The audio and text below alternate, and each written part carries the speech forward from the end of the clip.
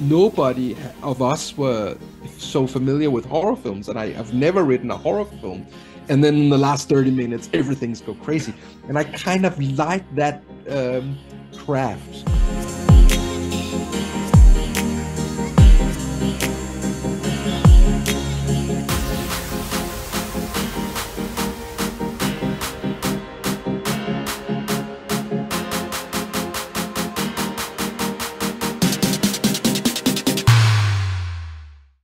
So, hi, Christian. Hello. I read that the initial idea was indeed inspired by your own biography. Can you tell me more about this Italian holiday and the subsequent meeting with the other family? Yes, it's absolutely right. It was very much inspired by a summer holiday I had with my own family, 6, 7 years ago in Italy. And I like to travel in a way where you also socialize a little bit with other people. So we booked a room in this villa in Tuscany where the kids can play with each other, and in the evening you have to sit at a long table and be a little social with the other guests. And it's mainly people from, other European countries, very civilized countries, also from the US. And you make holiday friends with some of them. And when I travel, I always make friends with Dutch people. And I don't know why, but there is something about Dutch and Danish people that is a little bit similar in energy and humor and self-irony. And you always meet Dutch people traveling. That there is a lot of them, but you always meet them. There's not as a lot Dutch as Germans, but in a way, they go the same places I do. And we actually made friends with a Dutch couple with kids, and they invited us to Rotterdam. And we did not accept the invitation. But after I got home, I just started to imagine what would have happened if we had visited them.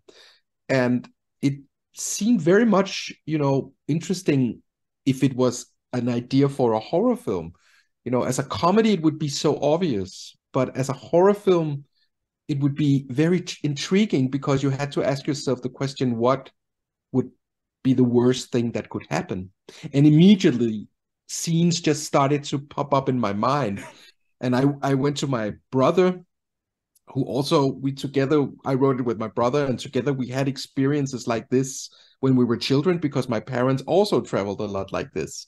So we had a lot of stories, both of us. And then we just started to build it up, and based on own experiences, but of course added a lot of imaginations. So it was a very fun film to write, and especially because nobody of us were so familiar with horror films, and I've never written a horror film, but we tried some of the horror conventions, and it was a fun part of the writing process that you take an idea which is almost like a comedy, and then you use some of the horror conventions to take it into another place. So that was why we came up with the idea and placed it in a genre that we didn't know so much about. Okay. And so, how much is real and what was made up for the film? Well, everything is made up, but not everything, but I like that you work with fiction as it is fiction, but there are so many details and elements from our own life that we added to the story, and much of it is a question about being a family and becoming a father. I looked for my girl's rabbit for so many times in so many countries, and for me, it was a way of being extremely masculine. And I thought, this is the way I prove that I'm a man. I find my bunny for my kid, and my wife kisses me and all that. So there's a lot of, lines and situations that we tried ourselves. Also, the way you communicate with strangers on holidays, some of the dialogue, the things you talk about. So there are small situations, but of course, none of us has been in situations where we were, stoned to death or being totally, destroyed by other people. But the theme is very relatable to us and to many people. After the film premiered, I realized that, the theme about social behavior and politeness and not listening to your red flags, but want to be presentable, and how much you kind of sacrifice yourself in the attempt of being a good person towards others. And all this is something that I think dictates a lot of our lives on smaller scale and bigger scale. And I thought that was such an interesting theme for a horror, because most horror films, they're just locked inside the house after 3 minutes, and there's a creepy basement and they have no chances. But I thought it was very interesting with a horror film where they could actually just drive away every minute, but they didn't do that. And why didn't they do that? So it became more psychological horror than just violence and creepy ghosts. It became very relatable and intimate. So yeah, I think the theme is very, very human, and is something that most people, especially in maybe civilized countries, can relate to. That's one of my questions as well. How do you see the role of such European genre productions in horror cinema? Is it a change from numerous US productions? In general, I think European film is more artistic. We have a great tradition for art house film and character-driven stories. And in America, they tell good stories, and they have this awareness of entertaining and making money. And I think that dictates a lot of American cinema. But I kind of wondered if the film could be both, if it could be, having some of the European more artistic traditions, but also was filled with suspense and building up to a third act where everything went crazy. So I was, of course, looking a little bit at some of the modern American horror movies, where I think there is this great tendency to not to be totally true to the genre, but actually challenge it a little bit, like mix the genre. Films like Get Out or Midsummer or Ari Aster's films, kind of, they're scary maybe, but they're also quite funny and almost like a satire, and they want to say something about society and modern life. So this being in between different genres is something I thought was inspiring, because you need to do something with modern horror. Horror is a great guilty pleasure. There's a lot of bad horror films, which is very, very nice to watch, because you feel very safe and you feel at home. But to make it the film a little bit more interesting, you had to have a statement, right? Not just being entertaining. So I looked not too much at horror films, but I looked at some of the horrors I liked from the 70s, Roman Polanski's film, The Exorcist, where I think it takes their time. There's a long build-up where everything is just, you keep your breath, there's a suspense, you don't know what's going to happen. And then in the last 30 minutes, everything's go crazy. And I kind of like that craft, that you kind of build slowly up to something. And if you can do that and still be on the edge of your seat while nothing really happens on the surface, then then you succeed, I think. I think that worked very well in your movie. Okay, thank you. And how do you see the role of languages in this film? Why is Danish subtitled, for example, while Dutch remains without subtitles? Yeah, we discussed that. My brother and I, we thought we wrote the script in English, not the directions, but the dialogue. So it had this feeling of not correct English, that the touristy English, and of course it was.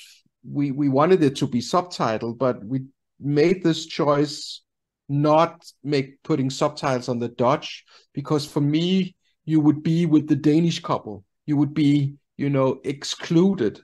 There's something very rude when people talk about you in another language you don't understand. It kind of increased the fear. If you subtitled it, you would just be with them. So I thought it was a fun idea to leave that out.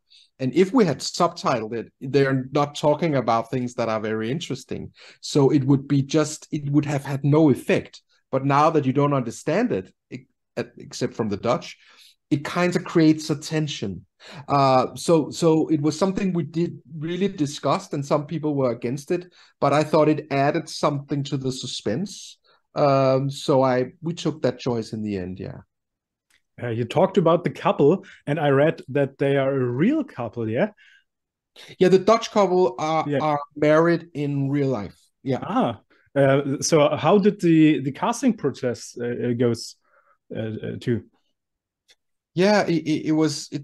You know, I had to do castings in Amsterdam, and I didn't know the Netherlands that well, um, so I had to meet all these Dutch actors. And Fetja and Karina was actually the first couple who came into the audition, and they were very good. I thought I cannot be that easy, so we continued a couple of months, but in the end, I just got back to them, and and I think it was fun that they were married in real life. It's not Yeah. something you kind of maybe it wouldn't have made a difference, but in a way, they had, of course, a chemistry, and they could use that in the film, and then they were just perfect for these characters.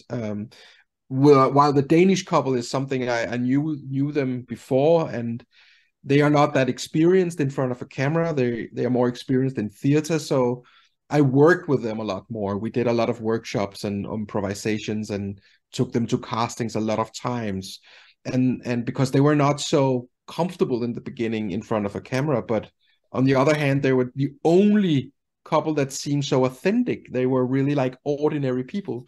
So we just spent more time in working. And when we got on set, there were no problem at all. So I think as a director, you have to work with actors in different ways and communicate to them in different ways. And this was a very great example of that.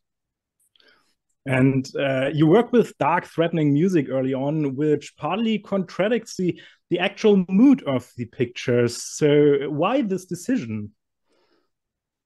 To be honest, it was a bit difficult to make the score in the beginning. I mean, I didn't know how the score should be. And when we were editing the film, we tried in the beginning to put in the Italy part more romantic music, and it just didn't seem like a horror film. Hmm. We thought it was something romantic comedy, and then my composer, you know, had this idea that maybe we should go against the images, that we started to talk about the music as a character in itself.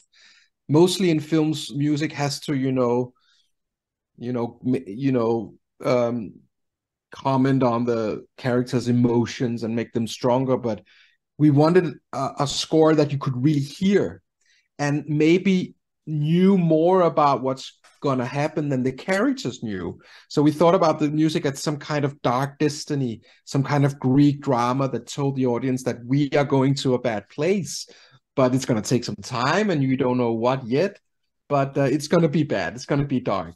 So in a way, it's a contract you make with the audience that you have to guide them a little bit. And then it just, it was such a great direction to work in, where the music could actually be something else than the scenes. It was a contradiction, right? And if you take the beginning of The Shining, it also plays dark music, but it's actually just a car in the mountains. And I think film works very well when the levels are not going in the same direction, but it adds something that makes you curious. So in the beginning we were kind of lost, but we kind of worked in this direction, and it just makes so much sense in the end. Yeah.